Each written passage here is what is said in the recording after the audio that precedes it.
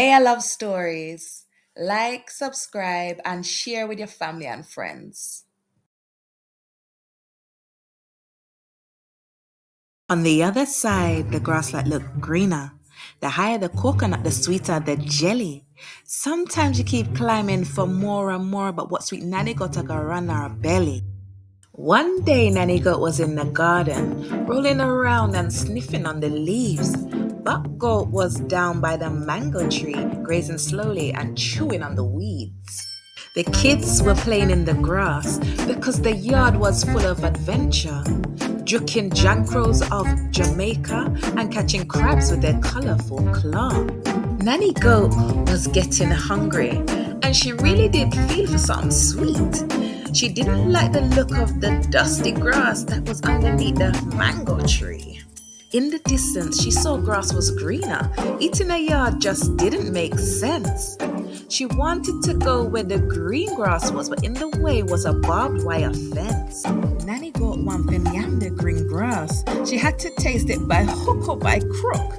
So she started to scheme how to get past the fence for the grass she wanted to talk. She didn't want to get scratched by barbed wire on top or get caught by dusty soil underneath. Nanny Goat was too pretty to mash up her face, and she knew God never liked ugly. She scanned the whole of her surroundings, and her eyes shone bright when she saw it. The gap in the fence at the corner, she was mager, she could slip through it. Nanny Goat had to smile up herself. When she got through, she was full of glee. She started to chew on the green grass, then she saw the coconut tree. The perfect way to clean her dirty heart and fill up Nanny Goat's belly. She decided to climb the coconut tree for cocoa water and cocoa jelly. When she reached the top of the tree, she bust one open and tasted the sweet treats.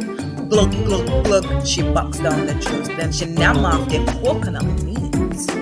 1, 2, 3 for the best coconut she ever did eat. She sat back, rubbed her belly and said, "That did sweet me, you see?"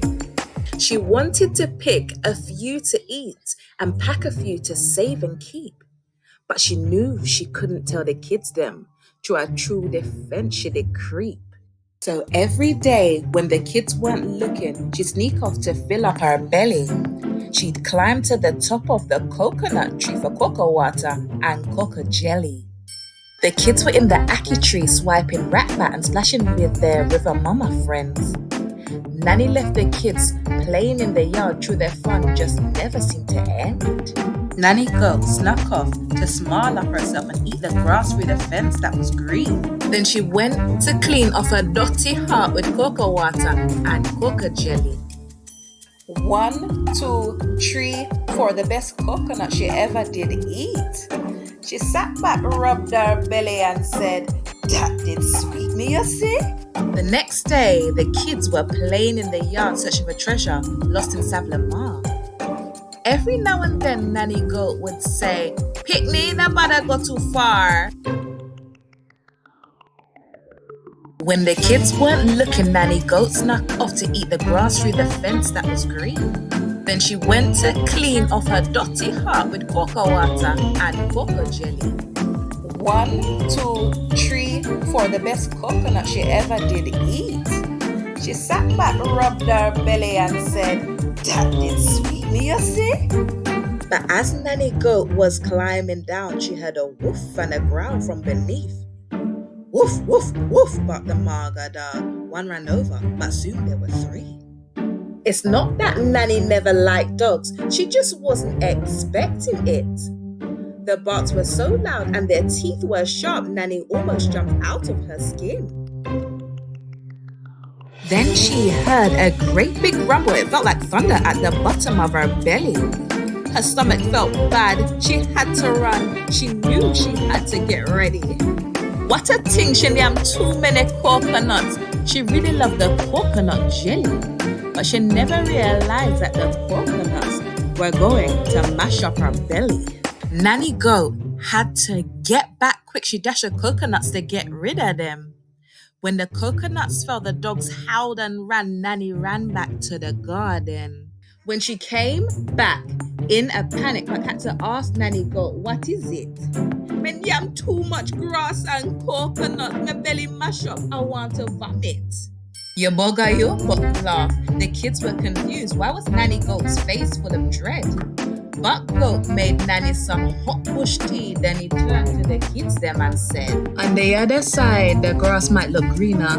The higher the coconut, the sweeter the jelly. Sometimes you keep climbing for more and more, but what sweet Nanny Goat are gonna run her belly." After that, did Nanny go back for coconuts? Nanny Goat said never again. The sweetness wasn't worth the bad belly or the runs she went through in the end.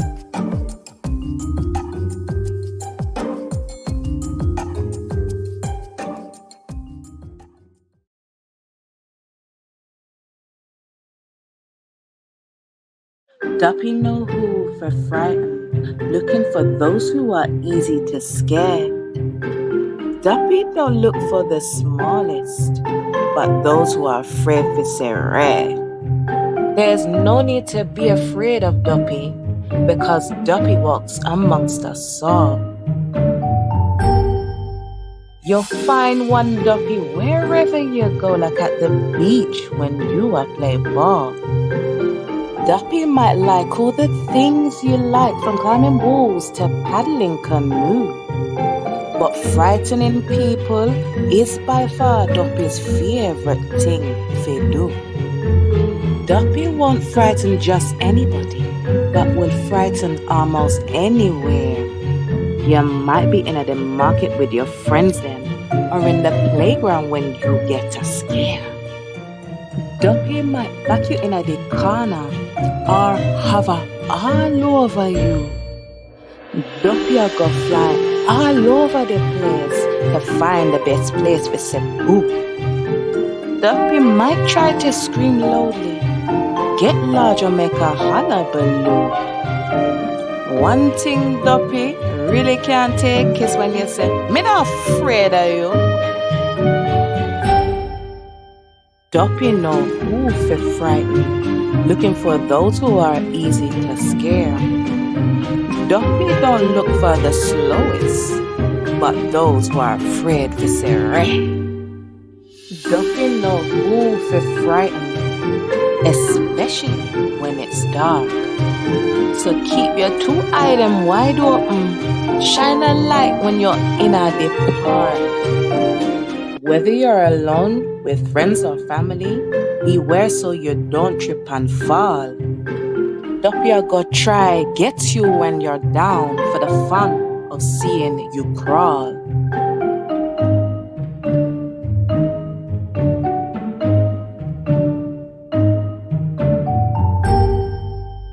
Duppy know who will be frightened, looking for those who are easy to scare. Duppy don't look for the quietest, but those who are afraid to say reh. Duppy might try to scream loudly or be sneaky so they can say boo. One thing Duppy really can't take is when you say, "Me not afraid of you." If somebody tell you say they see Duppy, all you need to say is, "Okay." Duppy might come and Duppy might go, but don't let Duppy get in your way. Duppy know who to frighten. If you're not bothered, they won't notice you. But if you are panic and ackle up yourself, Duppy will come and see you.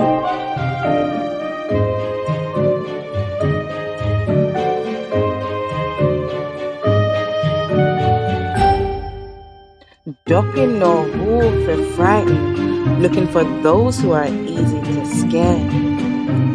Duppy don't look for the humblest, but those who are afraid to say reh. Duppy might try to scream loudly or be sneaky so they can say boo. One thing Duppy really can't take is when you say, "Me not afraid of you." Duppy don't mind if you're tall or short, slim or fat, white, brown, yellow or black. All Duppy really is looking for is someone who nah go say nothing back. Like those who look away when Duppy is near, or those who go instead of telling Duppy stop. Duppy will try to speak down to you to see if you are go speak up. Duppy know who for frighten, looking for those who are easy to scare. Duppy don't look for the youngest, but those who are afraid for say rare. So if you ever see Duppy or linger, be yourself and carry on with your day. And if Duppy ever try and approach you, you know now what you have to say. Duppy will try to scream loudly, get large and make a hullabaloo. One thing Duppy really can't take is when you say, "Me not afraid of you."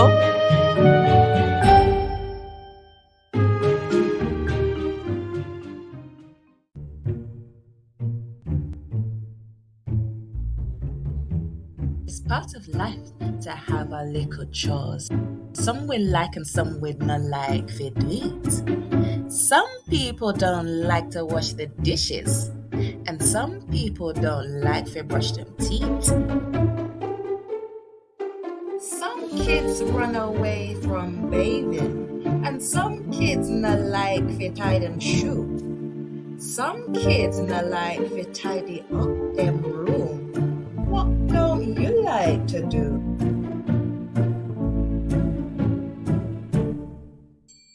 Maya was a clever little girl. People always said that she seemed quite sweet. But Maya would try every trick in the book to get away without brushing her teeth. She loved using her imagination to look for treasures she never thought she'd find. But brushing her teeth would accidentally on purpose slip out of little Maya's mind.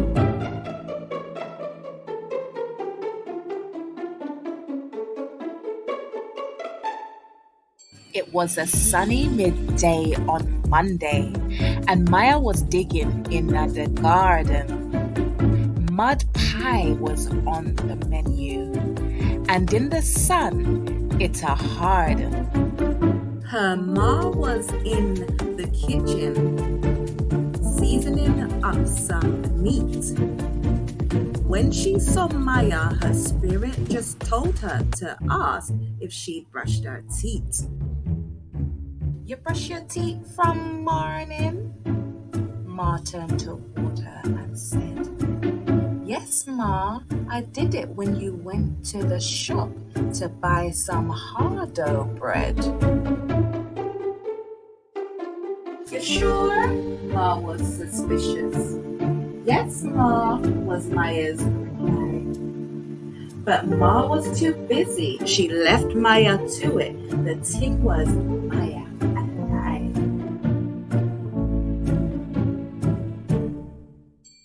Ha! She smiled mixing mud water, 'cause Ma believed in her sneaky little trick. Maya didn't care to brush her teeth. She wasn't bothered not one little bit. On Tuesday, it was wet and rainy, so Maya decided to stay in. She pulled out her paper, spread it on the floor, and began a pretty painting.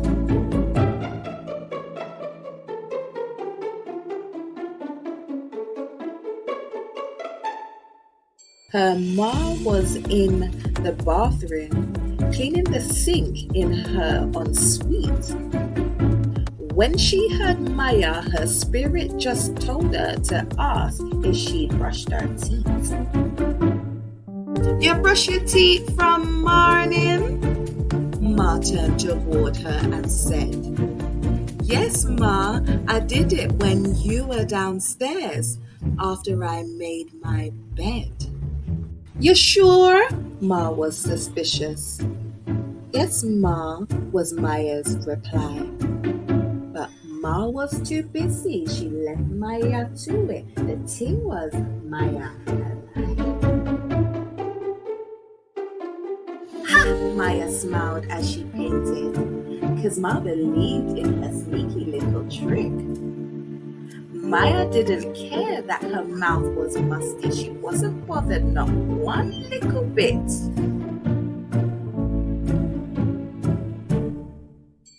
On Wednesday, the weather was warm. Maya had watermelon in the play pool. Luckily for Maya, it was summer, so she didn't even have to think about school. Her ma was in the living room, dusting the windows, the floor she had swept. When she looked at Maya, her spirit just told her to ask if she'd brushed her teeth.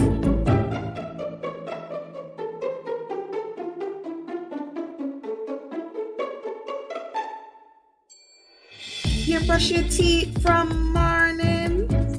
Ma stopped her task to ask.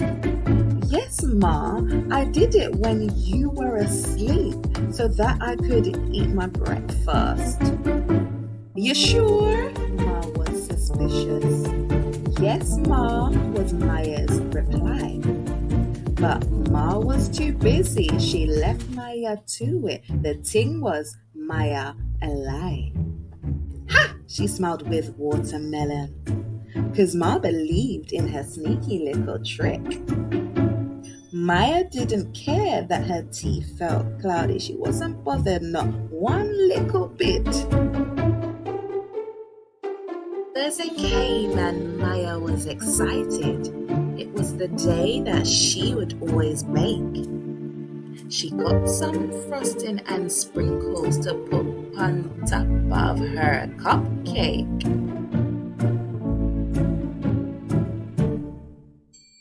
Ma was in the front room, pressing pillowcases and the bed sheet. When she looked at Maya, her spirit just told her to ask if she'd brushed her teeth. You brush your teeth from morning? Ma stopped and called out to her.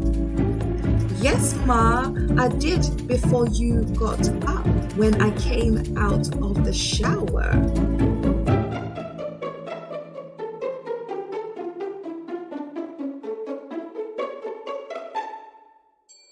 You sure? Ma was suspicious. Yes, Ma, was Maya's reply. But Ma was too busy. She left Maya to it. The thing was, Maya a lie. Ha! Maya smiled, licking frosting, because Ma believed in her sneaky little trick. Maya didn't care that her teeth were sticky. She wasn't bothered not one little bit. Friday was Maya's favorite day of the week. It was pizza and movie night. She rolled out the dough, grated the cheese, marinade she poured in the light. Ma was by the front door, making sure the shoes them looked neat. When she heard Maya, her spirit just told her to ask if she'd brushed her teeth.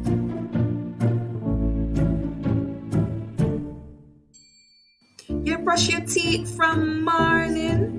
Ma hollered into the kitchen. Yes, Ma, I did it when you went outside earlier to put out the bin. You sure?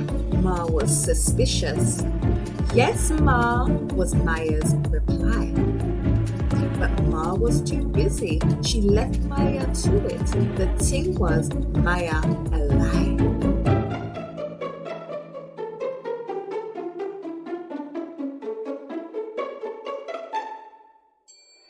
Ha! Maya smiled, spreading sauce, because Ma believed in her sneaky little trick. Maya didn't care that her mouth was rusty. She wasn't bothered not one little bit.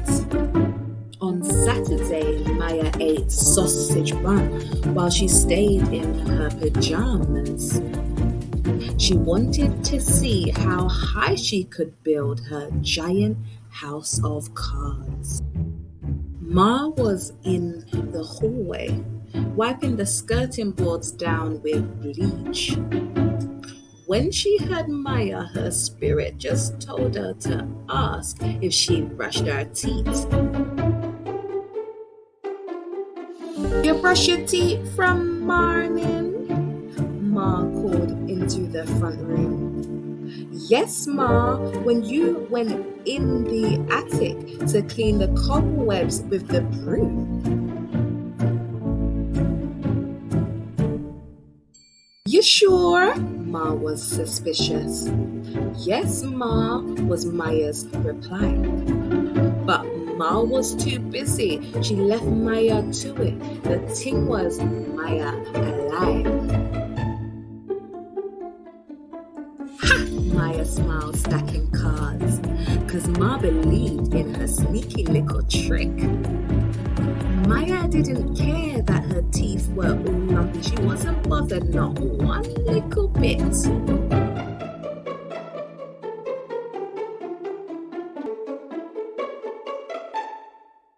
On Sunday, Maya rushed outside because she heard her friends them calling. She hopped to the playground, jumped in at the middle to be the brown girl in the ring. When she stepped in, her friends stepped back. They were snickering and laughing. Why them a look and hold them nose? Maya was wondering. Ma was in her bedroom. The day of rest in our bed she eat. When she heard Maya, her spirit just told her to ask if she brushed her teeth. You brush your teeth from morning? Ma called out the window. Yes, Ma, I did it when I woke up when you were talking on the phone.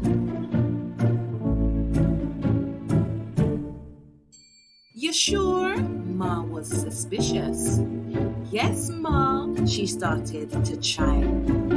But when Ma breathed a look on the kids' them faces, Ma knew she had to make time. Come here, I want to check you. Ma called into the playground. Okay, Ma, I'll be just a minute. Maya's heart just started pounding.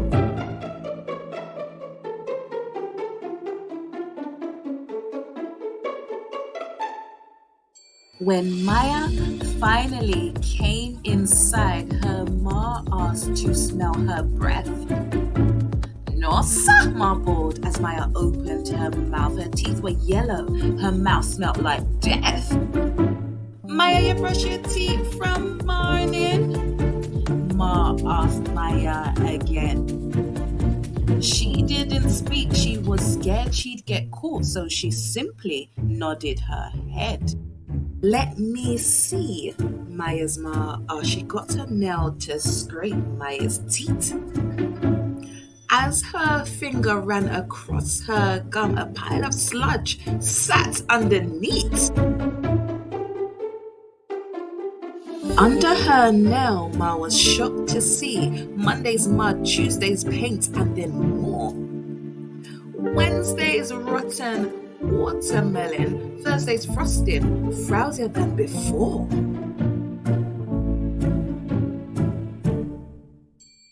On her tongue, her Ma could smell Friday's pizza and rancid chunky cheese. Saturday's sour sausage bun mixed with mutton and elbow grease. What a ting! Maya had lied. You'd even brush your teeth the whole week? Maya looked guilty as she looked at her Ma. In fact, she didn't even want to speak.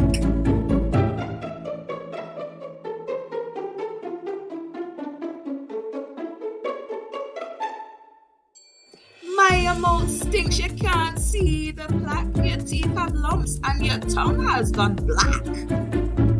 Go in at the bathroom and brush your teeth till they shine before you go out back. Now Maya knew why them a look upon her. She didn't want smelly breath round her friend. From that day, she always brushed her teeth and never lied about brushing them again.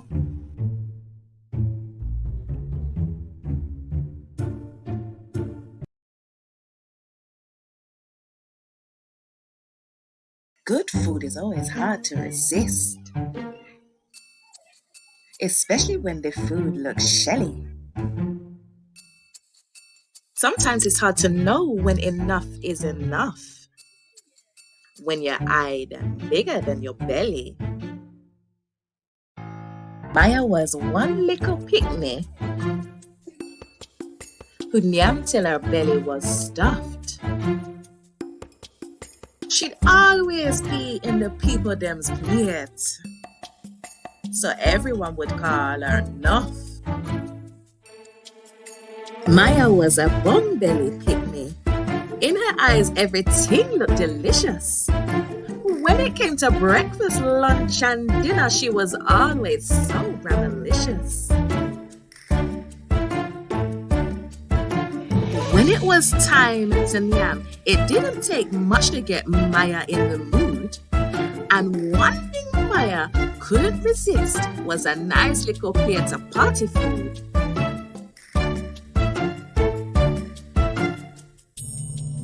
It was Saturday and Maya was excited. She'd been waiting for this day all week. It was the day of Brittany's party. She knows say it's a go be on fleek. It wasn't because of the music, or the dancing, or the games, or balloons. Maya wanted to fill up her belly with a little Caribbean party food. As soon as she got to the party, she'd even say, "Wagwan, Brittany." She headed straight over to the food servers because it was the food she approved. She started off with the cooked meats first. The server said, "What you want to eat? Can I have jerk chicken, curry, goat, and oxtail?" The server said, "You sure, Pitney?" "Yes, please," Maya said as she gave her plate and she loaded it up with the meat. Maya dipped her finger in the oxtail gravy and said, "Me can't wait to eat." Maya was hungry. She wanted more food, so she piled up her plate to get ready. But what Maya didn't realize was that her eye them bigger than her belly. She headed over to the side dishes. The server said, "What you want to eat? Plantain festival and the beef patty?" The server said, "You sure, Pitney?" "Yes, please," Maya said as she gave her plate. Her meal was almost complete. Maya sniffed the soft golden festivals and said, "I can't wait to eat." Maya was hungry. She wanted more food, so she piled up her plate to get ready. But what Maya didn't realize was that her item bigger than her belly.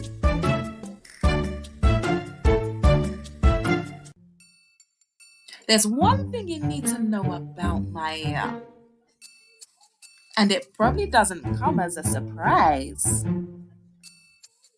She had a sweet tooth, so after every meal, she always felt for something nice. Across from her, she saw all the desserts. They were bright, juicy, and glistening. "Come over, Yasso," they whispered to her. And little Maya was listening. She headed over to the dessert table. The server said, "What you want to eat?" "Coconut drops, torta, and bulla cake." The server said, "You sure, Pitney?" "Yes, please," Maya said as she gave him her plate and he loaded it up with the sweets. Maya licked the syrup on her coconut drops and said, "I can't wait to eat." Maya was hungry. She couldn't wait and her plate was finally ready. But what Maya didn't realize was that her eye them bigger than her belly. Maya's plate wobbled when she awoke. She said, "Please don't drop on the floor." She found a place to sit down and yam. Her food was as tall as her.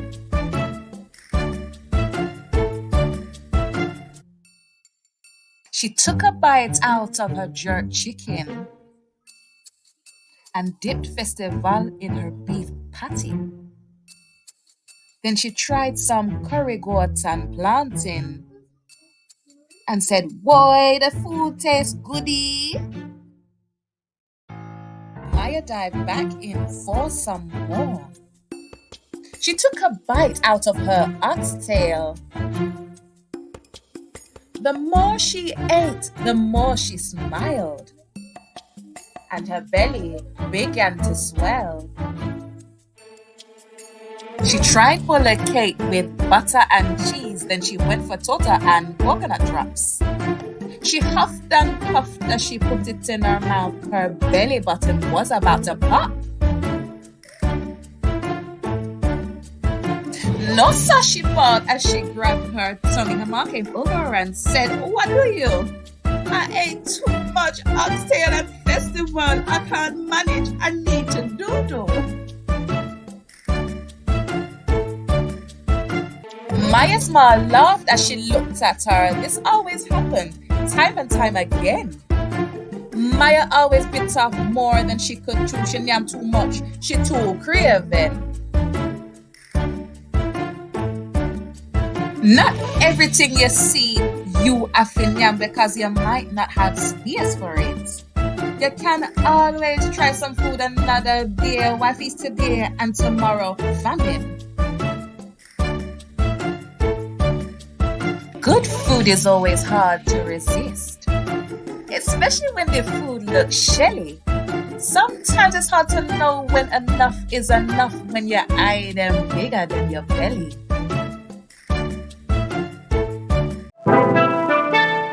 Naia loves stories. Like, subscribe, and share with your family and friends. Every mickle make a muckle, every bickle make a buckle, every lickle make a lockle, you can't lose. One cocoa full basket, start with what you have. Soon you'll turn ones into twos. From when Ace was really little, he did really want a muckle, even more than a dog would want a pup. He wished and hoped for a muckle. He begged and prayed when he was stuck, cause him no say him birthday a come up. The night before he couldn't sleep, he was twiddling his feet. Me can't wait to get the muckle I wished for. But as he tore through the paper, he found out moments later what him was not even half of what he saw. It brought tears to his eyes because he thought he'd arrived at something nice to celebrate his new year. His ma held him and a chuckle. Every mickle make a muckle, but that wasn't what Ace wanted to hear. Him want a muckle, not a mickle. Making a mickle from a muckle at the time just didn't seem so clear.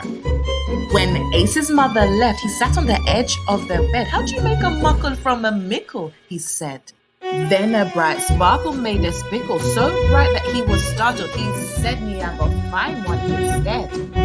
If you had a mickle, where would you find a muckle? At the shop, in the park, in the big bank? What did his mother mean, every mickle neck a muckle? He thought all the thoughts he could thank. If every mickle neck a muckle, he could get another mickle and have double the mickles he had before. He searched inner him wood for things he'd swap for a Mickle. Other things him no want anymore. 2 Mickles for the striped tiger, 5 Mickles for the gold trombone. In the market, in the carcass, in my cell. 3 Mickles for a furry monkey, 6 Mickles for the grand piano, and 10 Mickles for the galloping gazelle. At first it didn't go well. He even said, "Cha, why the people them not like what me I said?" As Ace hollered and a higgle, trying to sell us them a haggle, they simply walked and turned the other way. It was sad, but he believed if he got enough Mickles, he'd make a Muckle, so he'd come back the next day. As him go boom, he had the Mickles. In fact, too many Mickles in the drawers on him shelf under him bed. He had to see the Muckle maker to turn his Mickles into a Muckle. To the Muckle maker's yard, him take the tricky trek. How many Mickles make a Muckle, Ace? asked the Muckle maker. The Muckle maker said 164. And what the blows and skirt, his jaw dropped to the floor because he knew he had even more. Ace left the Muckle maker's yard with not only 1 Muckle, but 10 times the Muckles he had before. His eyes gleamed bright. His mother was right. Every Mickle make a Muckle for sure. He couldn't wait to tell his mother so they could celebrate together. His mommy told him what she'd said before. Every Mickle make a Muckle, every Bickle make a buckle, every Lickle make a lotto, you can't lose. One cork or full basket, start with what you have, and soon you'll turn ones into twos. When you start with a lickle and don't know how to make a lotto, you might feel overwhelmed and confused. But take it step by step, collect it drop by drop. As you go boom, you'll have an ocean to cruise. You saw blue skies with eagles, float on the moon with mongoose, and build gold castles on the Caribbean beach. When your Mickles make a Muckle, your lick will turn into a lotto, and there'll be no destination you can't reach. Every Mickle make a Muckle, every Bickle make a buckle, every Lickle make a lotto, you can't lose. One cork or full basket, start with what you have, soon you'll turn ones into twos.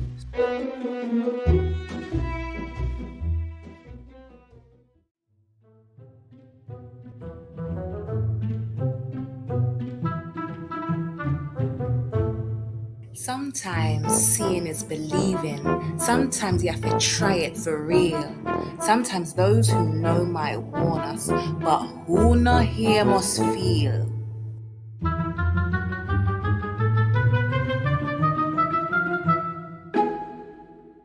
You may have heard some say listen to your elders. Mama knows best cause she knows the pre. But Ace was always a curious cat and loved to test things out just to see. Some would say Ace was mischievous, some would even call him naughty, but Ace saw himself as a scientist testing out his little theory. One day, Ace took on a challenge, seeing how far he could jump wall to wall. His ma saw him and called out to him, "Ace, ma, you don't drop and fall." But Ace was a little daredevil. He thought his mother was being silly. Leaping far would test the strength in his legs and make him free like a frog on Lily. "Don't worry, Mom, I'll be fine. It's really no big deal." His mom peered over and said, "Alright, but who not here must feel." The problem was, Ace stopped listening after he heard, "Alright." That was his cue to see how far he could jump with all his might.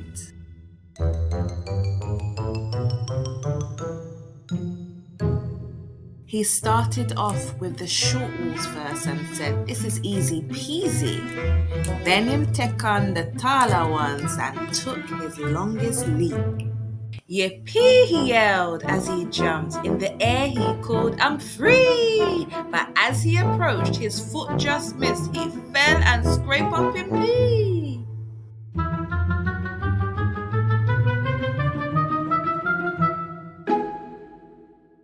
"Ow!" he screamed on the floor. His mom came over and said, "You see?" She rubbed his knee and cuddled him. "Me say, who no ear must feel." He came inside to clean up and put a medi wrap round his knee. He took a cold compress and said, "Today, playing outside are nothing me." He went upstairs to his room and made a bouncy castle instead. He wanted to see how high he could jump without hitting his head. But Ace didn't own a bouncy castle, though his innovation wasn't dead. So he piled up his sheets and pillows and headed straight over to his bed. Badoof, badoof, badoing, badoing, his mother could hear in her head. She called upstairs and said to Ace, "Maya, don't break the bed." "Don't worry, Ma, it'll be fine, it's really no big deal." His ma called back and said, "Alright, but not here must feel."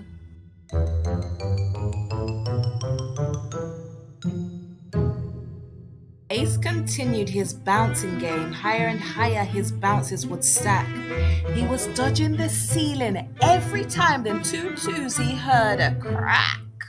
One big bounce was all it took for his poor old leg to head through the cushions of his bed sheets and straight through the midline bed.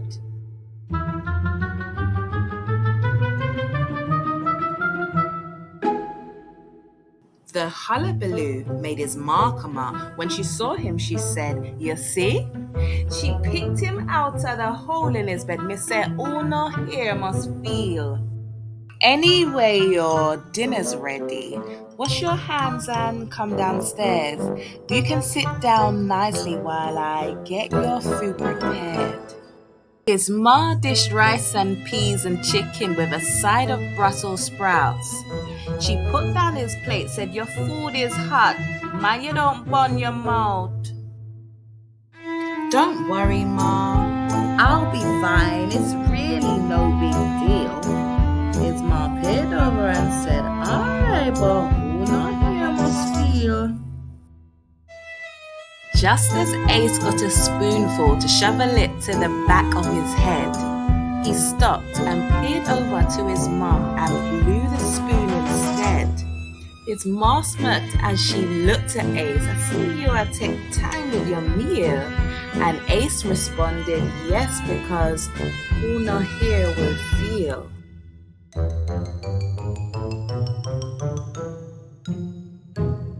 Sometimes seeing is believing. Sometimes you have to try it for real. Sometimes those who know might warn us, but who not here must feel.